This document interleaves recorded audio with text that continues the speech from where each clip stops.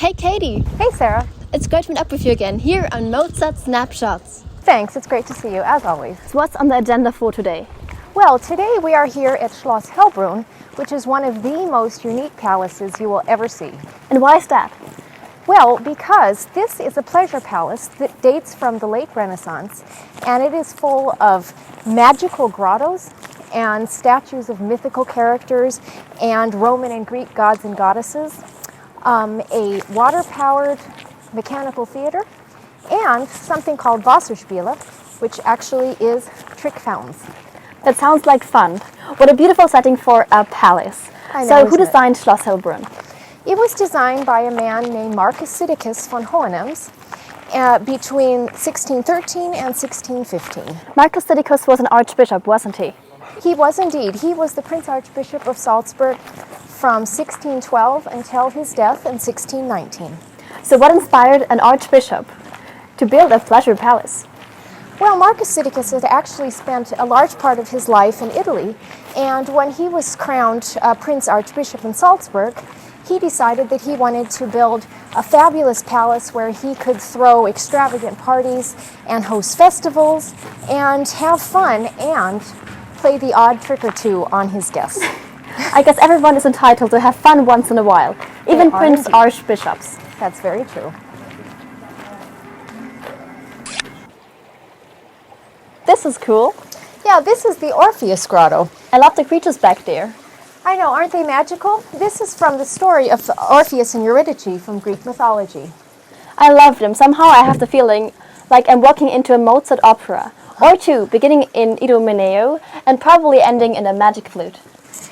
Yeah, that's exactly the reason that I wanted to come here today, because, you know, there's so many places in Salzburg with a connection to Mozart, but to me, Schloss Hellbrunn captures Mozart's spirit more perfectly than anywhere else, because it's just full of the kind of jokes that he would have loved. Right. Mozart had quite a sense of humor, right? He had a wonderful sense of humor. You know, he loved all kinds of jokes and games and riddles. People often say that he was childish, even as a grown-up. Well, you know, I think childish is not the right word to describe Mozart, because childish implies that you are silly or immature, which he certainly wasn't. I mean, he had an incredible ability to focus and concentrate and an amazing work ethic. I mean, let's face it, he wrote over 600 works in a mere 35 years, so I think you certainly could not say that he was childish. However, what he did have was a lifelong sense of humor. He had a mischievous spirit and an incredible imagination, and so I think that really brought a childlike spontaneity and joy to both his personality and his music. I think you're absolutely right.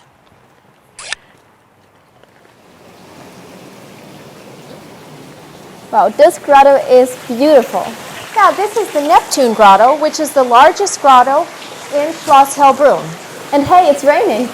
I know, and that's because Neptune was actually the god of fresh water. And that's him. It is, and if you look beneath him, do you see the face there with the guy that's rolling his eyes and sticking his tongue out? Yeah. Well, he is the Hellbrunn Germal, and he was Marcus Sidicus's reaction to his enemies and to the people that he didn't like. How funny. I can imagine Mozart just doing something just like that. Didn't he write a song called Leck mich im Arsch? He most certainly did, and I don't guess we need to translate that for anybody. Right. And this here now, this next grotto is the Mirror Grotto. And as you can see, there's mirrors all over. And the reason for that is because he wanted to encourage his guests to reflect upon themselves and upon their lives. How beautiful. Yeah. And the bird sounds, where are they coming from? They are coming from the next grotto. This is my personal favorite grotto. This is called the Birdsong Grotto. Oh wow, I can see why it's your favorite grotto. It just reminds me of the magic flute. I know, doesn't it? And there are even dragons, small dragons. That's right, there's a little dragon, and look even up on the wall. How cute. There's another one. This whole place is really a make-believe world. Yeah, and did you know that even Mozart created his own make-believe world? No, really? Yeah, you know, he spent most of his childhood on the road, both he and his sister actually, and of course traveling in those days was much slower than it is nowadays, and so when they were finished with their studies, they had to find some way to amuse themselves, and so they actually dreamed up an entire imaginary kingdom. Oh wow. In a way, Mozart must have felt like a king in real life, traveling from place to place, seeing the world and being adored and honored by everyone. That's right, and everyone really was everyone, from Maria Theresa to the Pope. I can see. Oh, this is beautiful. Yeah, now this is the Mechanical Theater, and it was built between 1749 to 1752. And there are approximately 160 features in this little Baroque town, and it is all powered from a single water wheel. Incredible, and the music is by Mozart, right? Yes, this is La Ci Darem la Mano from Don Giovanni. But so to get back to this imaginary kingdom Mozart created, what was it called? It was called Das Königreich Brücken, which means the Kingdom of Beck. And in this kingdom, he and Nanel were the king and queen, and all of the inhabitants were children.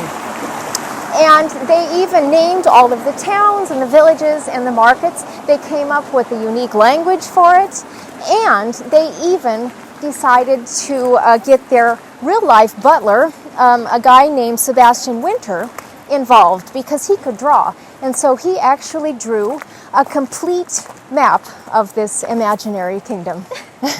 That's so cool. You know, if he was still alive today, he would probably create video games or music videos with that imagination. No, you're totally right. And when you think about it, I mean, Mozart had such an incredible imagination. You know, as a child and even when he grew up, I mean, let's face it, writing about things like dragons and magical kingdoms, I mean, this was Walt Disney 200 years earlier. Right.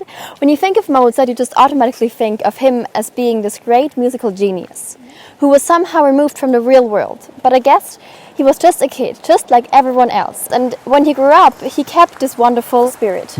He really did. And you know, I think that is really the key to what makes Mozart's music the way it is. You know, he had such an incredible joie de vivre and just an unbridled joy. And you know, I think that he worked hard and he played hard, and this was really essential for his creativity, and that's why his music sounds the way it does. And so now we're going to go in another grotto, and this is called the Crown Grotto, but mind the water, so don't get too wet. Okay? Right.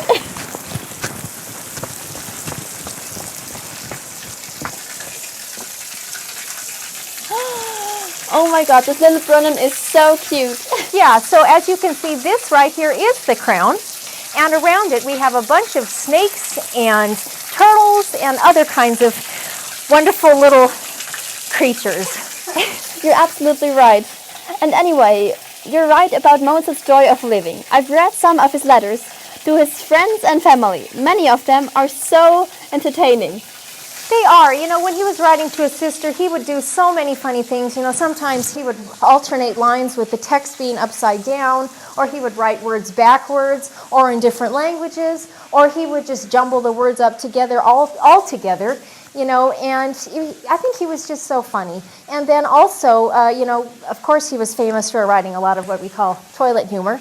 And, you know, this was something that he learned from his mom probably, because she shared a lot of that kind of humor with his father.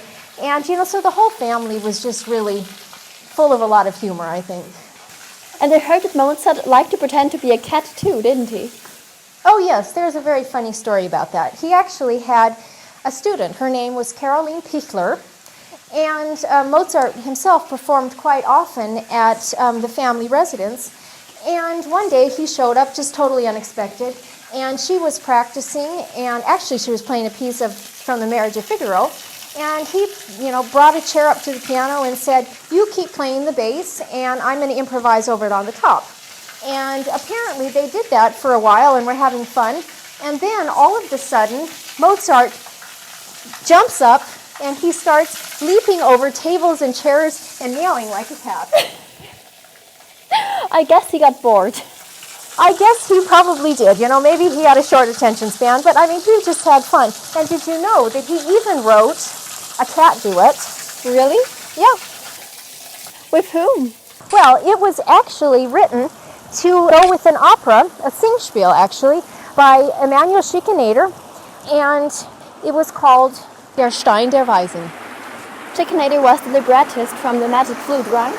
Yes, and this Singspiel was premiered in 1790, which was just 1 year before the Magic Flute. And so actually, it was most probably the model for the Magic Flute because there's a lot of similarities in terms of structure and source.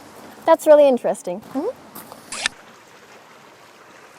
And so now we are coming to the pièce de résistance of Schloss Hellbrunn. And this is the Fürstentisch. Wow. And this is where you see the trick fountains that shut up off the seats.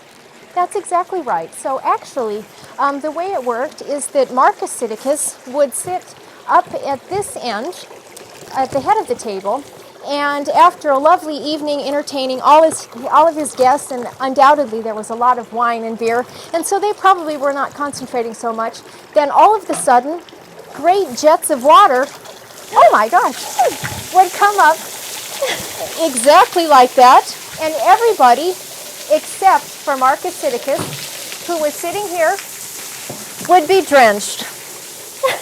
So that's the way it worked. That's amazing. Yeah. We can't make this video and not show everyone just what the trick fountains are, can we? No, exactly. And so now you know, and had I been sitting there, I would have been totally drenched. Right. So, Okay, Katie, dann bis zum nächsten Mal. bis dann. Ciao.